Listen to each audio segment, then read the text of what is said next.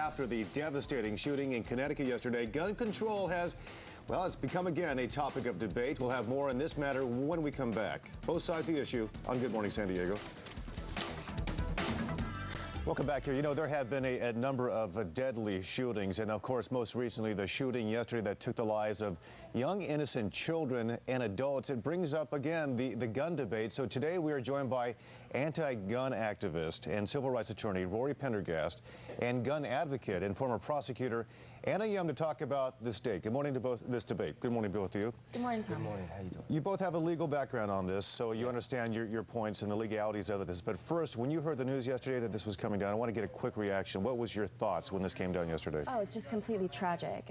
Just as listening to all the egregious facts about what happened and how someone could just callously and so egregiously kill 20 kids. I mean, we're talking about elementary students, 5-year-olds, 6-year-olds, and it's just tragic, and I can't even imagine what the victims and their families are going through during this time. Right. Rory, what about you? You know, exactly. When I think we were talking a little bit about this before, that when I was watching the news and just thinking to myself, are we talking about Oregon? Are we talking about something else? And then you see not only that it's yet another, but just the severity. It hits you right in the gut. And then I think that in particular that you know, you look at social media, you look at all the news, that they're spending a lot of time on it, and I think that it's necessary to spend time on this sort of thing. To talk about it. To talk about this. There's so many elements to it. Gun control now. You are for gun control. Yeah, and explain your position on this. First off, let me say that as a born and raised person from Montana, that I understand the importance of the Second Amendment. However, I understand that even more importantly is having control in place. Gun controls in place, right? So basically in the 1780s, you have the founding fathers bring up the Second Amendment, and back then it was meant for basically two purposes. One is that to have the militia, and then two, quite honestly, for food. You know, you and I can go to Vaughn's, we can go to Albertsons, we can get our food there, but these are people who had to get their food there.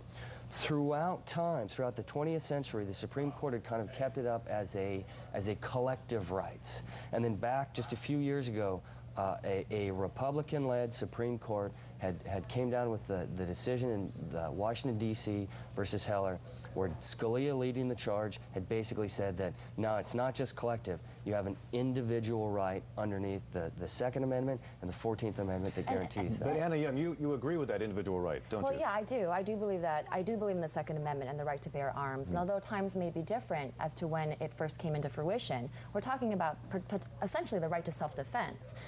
If I'm a law-abiding citizen and I don't have the right to bear arms, and then someone else, a criminal, comes in and says, you know what, I got this gun illegally obtained, am I just going to sit there because someone happened to get it illegally obtained?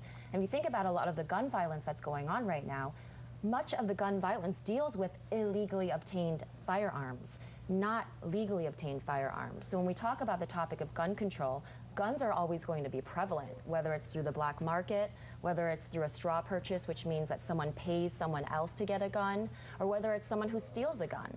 Guns are going to be prevalent. So the issue that you had brought up, Tom, is what's the intent? What's the solution to this? Is it the people, or is it the gun? Well, and I think one of the biggest things to look at is that, so Mother Jones has just come out with a fairly comprehensive examination into this. And since 1982, there's been 61 mass homicides, with the majority of those being carried out by firearms that were legally purchased. So what the deal is that it is a question of having common sense, responsible gun control versus just arming everybody, as if this is some sort of Cold War deterrence factor. Let me ask this question. Do you believe, both of you, if there were gun control laws in place right now, that this tragic event would not have happened yesterday? Well, that's an interesting question, Tom, because in Connecticut has one of the most stringent gun control laws in the country.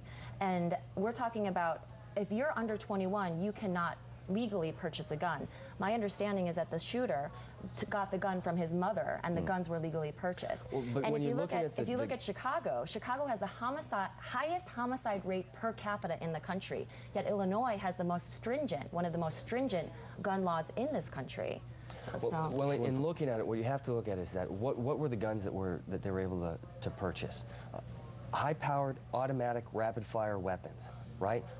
What legitimate person or purpose does the mother have in holding those things? Is that for defense? Does she need those 3 weapons for defense? And so I guess this is the major question. And really, I think what the solution, what we have to start looking at is that, one is that we have to continue to have conversations, because this same thing keeps happening, and we start a conversation, and then you have the gun lobbyists, quite honestly, the gun lobbyists, in essence, silencing this, saying that any conversation, as we're having today, any conversation in going at gun control it's politicizing the event. We're running out of time. Very quick, Anna, and then we got to go. Thank you. I don't necessarily think that accessibility to guns is the cause of this problem. What we really need to do is beef up the security at the schools, focus on the resources for the counseling, because the counseling is, if you can dictate and try to find the people who are capable of committing these mass shooting sprees, then that's the core issue. We have to run.